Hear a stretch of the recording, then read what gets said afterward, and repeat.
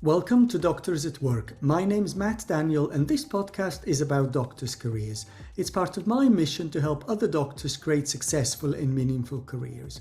Today we're talking about vulnerability at work and I'm having a conversation with Natalia Cerezo Martin.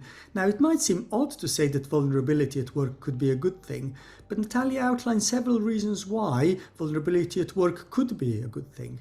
When one person is willing to admit that they are not at their best, that allows other members to share too, and that ultimately creates a team that cares more for each other. We talk a lot about learning cultures, but if we pretend to be perfect all the time, the opportunities for learning just are not allowed to exist.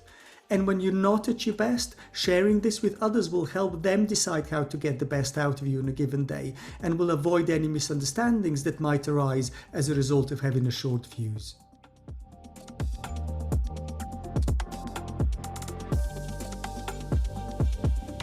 Welcome, Natalia. Tell me a little bit about yourself. Thank you, Matt. I'm Natalia Cerezo Martin. I'm a Spaniard based in London for the past 21 years now, and I am a leadership coach.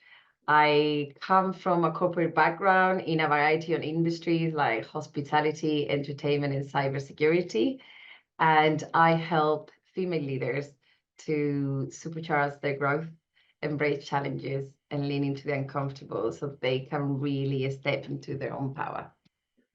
Thank you, Natalia. And the topic for us today is the power of vulnerability, which sounds like a bit of a paradox. So can you tell me first of all about vulnerability at work?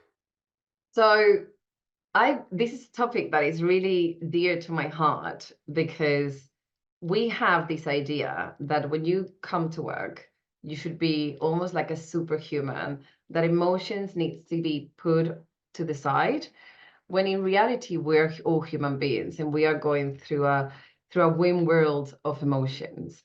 So vulnerability is that moment when you're actually feeling at risk, exposed, and it can be physical vulnerability or it can be internal emotional vulnerability. So we're talking about this internal vulnerability. And for me, showing your vulnerability at work is something that creates a level of trust in the workplace that can really impact your workforce and the way people shows up. So I'm interested if I go to work and say to my team, I didn't have a very good night's sleep, or the dogs are not the dogs were up all night, or I'm having a bad day because something's happened to another patient. How does that translate into trust? So basically, the moment you're sharing these things with your team, when you're like, actually, you know what, I can't come to work every day as a top performer, and I need to make sure I share with you. So in that way, you understand that maybe today, when you call me for something, I might give you only 50 instead of 80%. And what you allow in your team, when you say it out loud and share it with them, is to be the same way with you. So they don't have to hide themselves. They don't have to put a brave face. They can come to you and say, you know what, Matt, I'm really struggling today. Something happened at home that is affecting me. So maybe today I would like to focus on this piece of work instead of this piece of work because I would be more effective.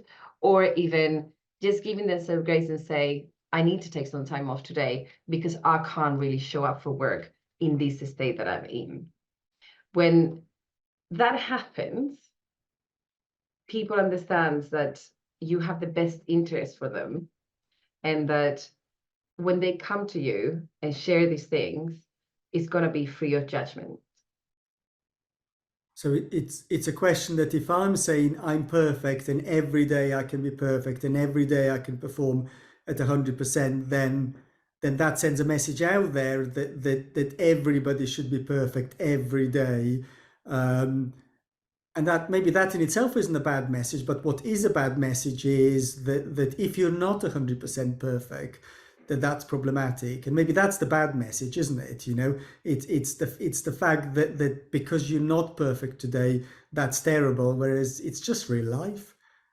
Well, and that's it, right? Is about allowing people to exist and bring their authentic self to work rather than this representation of perfection. Or imagine that you don't say anything to your team, right? Imagine that something really bad has happened at home, whatever that is, and you show up to work and you haven't slept well, you're in a bad mood, you're so fused, but you're not telling them because you're their boss and you need to show up in this professional manner that no one really has defined, but we all believe we should. And I come to you with an urgent matter, then I need to solve now, and for me it's really important, so I just rush you through and I'm like, hey Matt, I really need your help with these, and these, and I'm freaking out and I don't know what to do. And you go like, well, I don't have time for you now. I don't know what happened. I don't know why you reacted like that. And what I believe is that I obviously can't come to you when I'm overwhelmed because your reaction might not be the one that I need. And if you would have made me participant of the current situation, I might have gone and say to you, I know, Matt, today is not the best day for you. However, I really need support with this. And it's actually very time sensitive. So can you help me? Yeah. So my way of handling things would be different because I'm aware and I'm involved and I understand. And B, therefore, your reaction to me would be different too. But also, you would be entitled to say, I see you, I hear you, but can we actually leave it for another day? Yeah. So everyone is more open with each other, and you will create a more efficient way of working where people has that safety net. They talk a lot now, this hot thing about psychological safety at work. Mm-hmm. Psychological safety comes when you're able to be vulnerable, when you allow people to feel emotions and you hold that space for them. And in order to hold that space, you actually need to be all participants of this open vulnerability. And I'm not saying, by the way, that vulnerability is just coming to work and saying, oh my God, we have all these projects to do and I don't have a clue on anything. It could be vulnerability, can also be, hey, there's these new projects at work. We need to spend some time on this. But I need time to assess exactly how we're going to tackle this, because you don't need to know everything. You don't have to have all the answers. And actually, when you show up at work saying, there's this new project, I actually need to figure out first how to tackle, but I want to give you an overview. And if you guys can have a think about this too, that would be awesome. Mm. You allow people to bring the best self and help you to problem solve too. And also, the most important thing, you allow people to raise their hand and say, I don't know. So that's a really powerful thing. Mm-hmm. There's the other part of the vulnerability when you admit a mistake as a manager, right? So let's go to that part where, again, we should be 100%, we should be super professional, we should be amazing at our job. Actually, you know what? This thing that I did, this procedure, this diagnose, it was wrong. And this is how I'm going to move forward from it. Mm-hmm. What happens the moment that you say that openly in a workplace is that you allowed for people to say when they're wrong. And it's going to be free of judgment. Not only that, you allowed a frame of mind where this is the mistake, this was the solution, this is how I make sure it doesn't happen again. So this continuous improvement mindset, thanks to that vulnerability that you bring. Because if as a boss and as a colleague, we create a culture where mistakes are not allowed because it makes you vulnerable, it makes you human, then we start to get people that hide away because they don't know how to show up and they don't know how to handle the fact that they didn't do it right. So you, as a leader, can have a major impact in your workplace. You, as a team member of any teams, can actually have a massive impact in creating that work environment. Then when things are good, we are performing well, we tick along. But when things are bad, we're all able to show up in the best way that we know for everyone because we have that piece of information, because we have that psychological safety. I hope you're enjoying the show. Please click subscribe so you'll be notified when new episodes become available. This podcast is part of my mission to help doctors create successful and meaningful careers. You can be part of that mission too by forwarding this show to one person who you think might benefit from listening. Thank you. Now on with the show.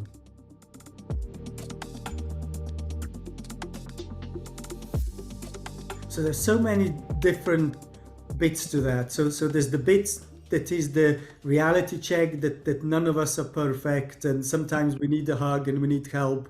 And if you're able to say, do you know what, today's not a great day for me, then people will help you through the day. And and that's important. And if we're all there to do a job to look after our patients, if one person's not at their best, then other people can help. And in the interest of what the team needs to achieve, that's really important. So that kind of is one aspect. And then I love that aspect of admitting your mistake, because we talk a lot about learning culture and the importance of learning. And actually, when we're talking about this vulnerability, the first thing is you've got to admit that there's some learning to be had. It's all very well we can talk about learning, but if we're perfect, well, how are we going to learn if we're perfect? So in order to learn, the first thing is we've got to admit that we're not perfect, because if we keep saying we're perfect, well, there'll be no learning to be had, will there? And I also love that fact that yes, when people are not at their best, they're going to have a very short fuse, and the problem with that is that gets misinterpreted, and then instead of a conversation that is framed in a way that recognizes that one person is not with their best, it's a conversation that assumes that people are perfect, and of course when they're not, which happens, then that's deeply problematic, because you actually end up destroying a relationship. You make it worse than it was in the first place. So there's so many different bits to that.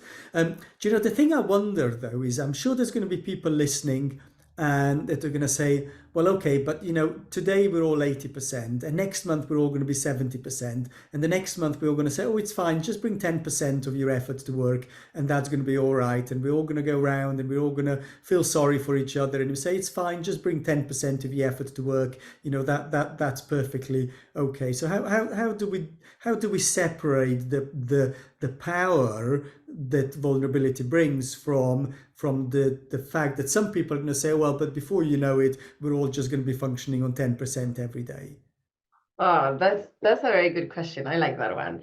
So I think, when you're building your teams, well, first of all, let me tell you this, right? Anyone that is working as a doctor for the NHS, you are so committed to your mission and purpose that in reality, I doubt that you would be in that situation. Like, everyone that I interact with, everyone that I know personally, they just, all the challenges that you've been put through, and you keep showing your best self, and you keep showing up, and you keep showing up. And, like COVID was an amazing display of how committed you are to your purpose. So I doubt that you would get to that situation. Yeah. But I think you're right, by the way. Yes, I'm sure you're right. Yeah. Let's say that is true. In reality, the work ethics of the team members should come through. And if you do get to that situation, whether or not it's in an NHS environment or it's in a private company, that person need to be put into a review, onto a performance review, because there is something happening that is not allowing them to do their job.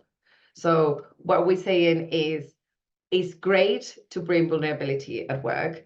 We shouldn't take it as an excuse not to perform. And it obviously is in a specific days when there are things that have happened, you might have a past, but being vulnerable, that doesn't mean that you're not showing up to work and you're not showing your best self. But our best self, one day is here, one day is here. So you're just gonna give that indicator. It's continuously, it keeps showing here, then that's wrong. And when we talk about productivity, and this is from my contact center times, that we were very much into what productivity meant.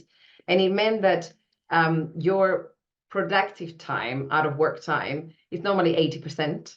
So you're never actually performing at 100%. It would be 80%. You have your breaks, you have your chats, whatever. So let's say that people will, on an average, hopefully work 80% on an average of a month. If you continuously see that there's team members that are performing at 50%, you need to understand the why is behind. What do they need? And this is where we harness vulnerability. I want to make sure that you understand that you can tell me what's wrong. Yeah. And you're not going to be punished for it. We're going to make a plan together of success. So I have created this environment where you can tell me what's going on, because in reality, you know that if someone has a personal situation at home, it might be about month.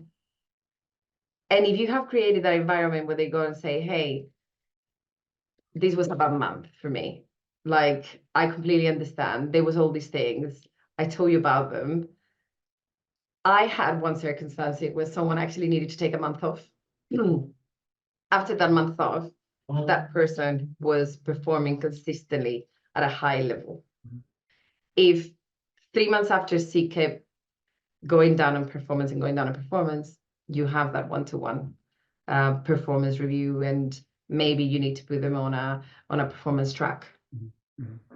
So actually, I think that my question about that downward spiral, I think I was mixing up two separate things, because what you've outlined a commitment to work, and you've outlined a commitment to the team, and you've outlined a commitment to bring your best to work. It's just that your best one day might be 100%, another day it might be 80%, another day it might be 50%, but that is your best. But the point still is, you are still bringing your best. 50% might be your best, but it is still the best that you can deliver on that day. And that comes from a commitment to wanting to do the best in your job and wanting to do the best for your team, as opposed to maybe the other sort of challenge that I was describing, that comes from a position where actually people are not bringing their best to work. So the two, I think, yes, I'm glad I asked, because I think they're just two totally different concepts. And let's also not forget, right? Like, when you have these days that you're on a high, you're productive, you're doing, and you don't want to stop, because you know what? Like, I have all these great things happening, and you might have worked to 120%. You might have done extra time, you might have done extra duties, and then the following week there's a day that, oh my God, I just need to do the bare minimum. And this is something actually that in coaching we use. So it's called this sliding scale, right? So, and this is something that I have actually been working on myself, because I was sick for 5 weeks, and I have worked science with several clients on. And it is, we're never going to be performing, not any of us, not even professional athletes, performing at 100%. The 100% is Olympic Games, right? You go and give it all. You're training throughout. So we're constantly training. So what our training program would be is, actually, some days you're going to be here at the top end of the scale, and some days you might have an injury. You might need rest. So you might be working in the middle, or you might be working in the end. So what is the right level at any point of your best? So my best self for the past 5 weeks have been, actually, I just can do 2 hours work. And the days that I managed to do 2 hours work, that's a successful day. For someone that is an overachiever like me, that is very ambitious, that has started just their own business, that is in no ways a little bit tough. But I was sick with a viral infection. I was struggling to sleep at night, and I had to go to naps in the middle of the day. So if I put myself to work 4 hours or 6 hours, the next day I would actually be in bed the whole day. And I had to adjust that sliding scale and be very, very kind to myself.